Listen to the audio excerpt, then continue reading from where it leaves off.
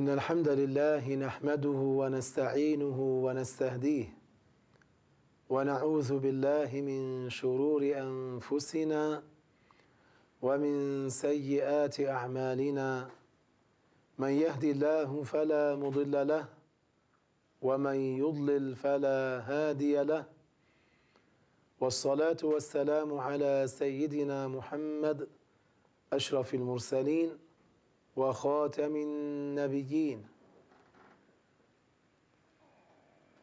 La louange est à Allah, nous demandons son aide et nous demandons sa protection et sa bonne guidée. Celui que Allah guide, nul ne l'égare, et celui qu'il égare, nul ne le guide. Que l'honneur et l'élévation en degrés les plus parfaits soient accordés au maître des messagers, notre maître Muhammad sallallahu alayhi wa sallam, ainsi qu'à sa famille et ses compagnons. أما بعد فقد روى النسائي أن رسول الله صلى الله عليه وسلم قال: إن الله يمهل حتى يمضي شطر الليل الأول فيأمر مناديا ينادي: هل من سائل فيعطى؟ هل من مستغفر فيغفر له؟ هل من داع فيستجاب له؟ An-Nasa'i a rapporté que le messager de Allah sallallahu alayhi wa sallam a dit ce dont nous comprenons: Allah fait que, après que soit écoulée la première moitié de la nuit, un ange descende sur ordre de Dieu pour dire: y a-t-il quelqu'un qui demande quelque chose? Elle lui sera accordée. Y a-t-il quelqu'un qui demande à être pardonné? Il lui sera pardonné. Y a-t-il quelqu'un qui invoque? Il sera exaucé. هذه الرواية صحيحة الإسناد، فسرت الرواية التي فيها ينزل ربنا والتي أشهر من الرواية الأولى، وهذا يقال له مجاز الحذف عند علماء البيان، حذف لفظ الملك لأنه يفهم. Cette version du hadith a une chaîne de transmission du degré du sahih. Et cette version a expliqué l'autre version qui est plus connue, dans laquelle il y a le terme en arabe yanzilu rabbuna.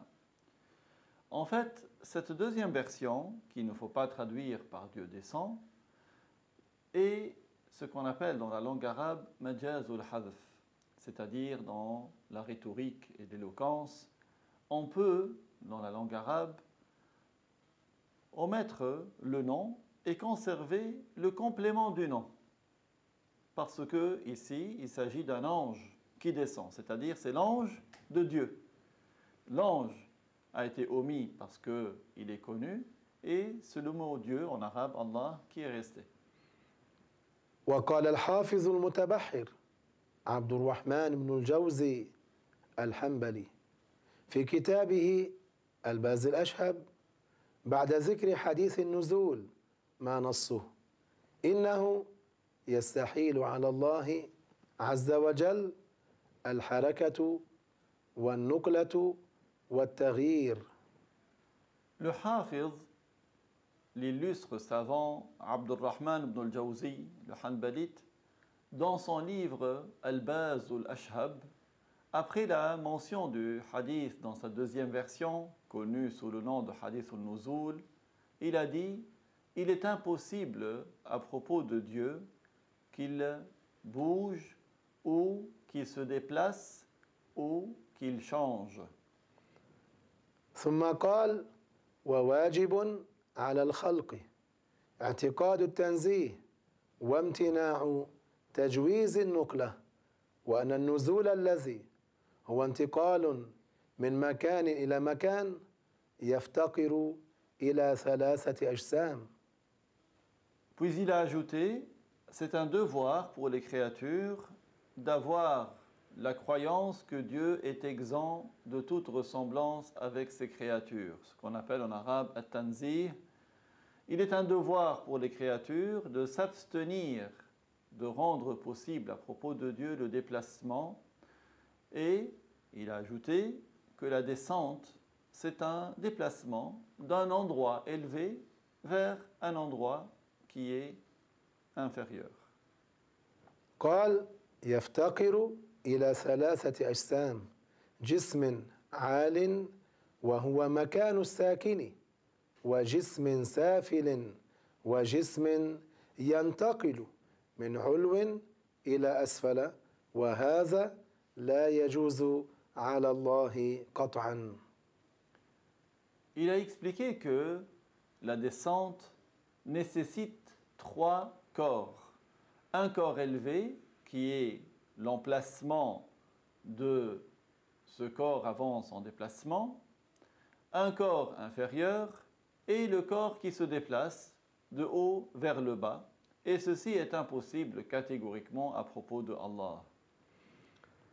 وفي شرح الزرقاني على موطأ الإمام مالك ما نصه وكذا حكي عن مالك أنه أوله بنزول رحمته وأمره أو ملائكته كما يقال فعل الملك كذا أي أتباعه بأمره انتهى كلام الزرقاني.